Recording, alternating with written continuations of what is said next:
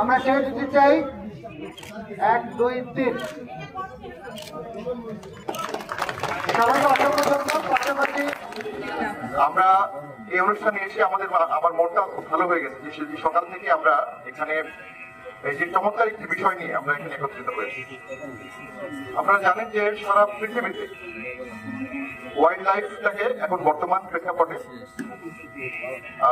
আমরা অনেক গুরুত্বপূর্ণ মনে করছি এবং সেটিকে আমাদের মানব জাতির অস্তিত্ব যদি পৃথিবীতে টিকিয়ে রাখতে হয় তাহলে বন্য প্রাণী তার স্বস্ব অবস্থানে তাদেরকে রাখতে হবে এবং এজন্য তাদের জন্য যে উপযুক্ত পরিবেশ সেটি অক্ষুণ্ণ রাখতে হবে। কিন্তু প্রস্তাবের বিষয় হচ্ছে অনেক ক্ষেত্রে দেখা গেছে যে আমাদের যে জীববৈচিত্র্য অনেক প্রজাতি কিন্তু প্রায় হুমকির সম্মুখীন হয়ে গেছে, প্রায় বিলুপ্তির পথে চলে আসে। তাহলে তাদের জন্য কি করতে হবে? তাদের জন্য তাদেরকে আবারও যেখানে তারা ফিরে আসতে পারে সেই জন্য তাদের প্রযুক্তি এবং বিজ্ঞানের সহযোগিতা নিয়ে তাদের ব্রিডিং এবং তাদেরকে একটি উপযুক্ত পরিবেশ দেওয়া এবং এর মধ্য দিয়ে তার সংখ্যা বৃদ্ধি করা এবং যারা হচ্ছে বিলুপ্তির পথে আছে তাদের আবাসিক স্থলগুলো সংরক্ষণ করা, সেগুলোকে সংরক্ষিত এলাকা ঘোষণা করা এবং তার মধ্য দিয়ে তারা যাতে নির্বিঘ্নে বসবাস করতে পারে সেই বিষয়টি নিশ্চিত করা। সেটি সারা পৃথিবীতে করা হয়ে থাকে, বাংলাদেশেও করা হচ্ছে।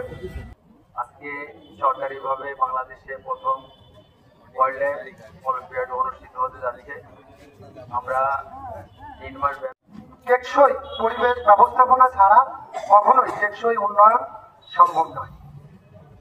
টেকসই পরিবেশ বলতে আমরা উদ্ভিদ এবং প্রাণী দুটাই বুঝি, তার মানে বন এবং বন্যপ্রাণী। তো এই যে এইবারই প্রথম আসলে বন্যপ্রাণীর সংরক্ষণে শুধু আইন দিয়েই কিন্তু সবকিছু সম্ভব নয়, তারই সঙ্গে সঙ্গে আমাদের সচেতন হতে হবে। আর এই সচেতনতা বৃদ্ধির লক্ষ্যে কিন্তু আজকের এই অলিম্পিয়াডের আয়োজন। আমরা অবশ্যই আমাদের পরিবেশ রক্ষায় সবাই সচেতন হলো, কেননা প্রত্যেকটা সৃষ্টিকর্তার সৃষ্টি প্রত্যেকটা জীবই হচ্ছে আমাদের এই পরিবেশের একটা গুরুত্বপূর্ণ নিয়ামক।